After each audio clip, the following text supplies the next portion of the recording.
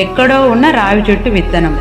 ఎక్కడో ఇంటి సందులో, అంటే మన కంటికి కనిపించని సందులో తన పెరగడానికి కావలసినవి ఏమీ దొరకవు, కానీ తన చుట్టూ ఉన్న కంటికి కనిపించని గాలిలో ఉండే వాటిని ఆధారంగా చేసుకుని ఎంతలా అంటే చిన్నగా ఉండి ఎవరు గుర్తింపు నోచుకోక కొన్ని రోజులకు ఆ ఇంటి గోడని చీల్చి రావి చెట్టు నిలబడుతుంది. అలాగే ఈ సమాజంలో ఎక్కడో విసిరివేయబడ్డ నువ్వు రావి చెట్టులా పరిస్థితులను తట్టుకొని నిలబడతావా, లేక అక్కడితో ఆగిపోతావా? నీ ఇష్టం.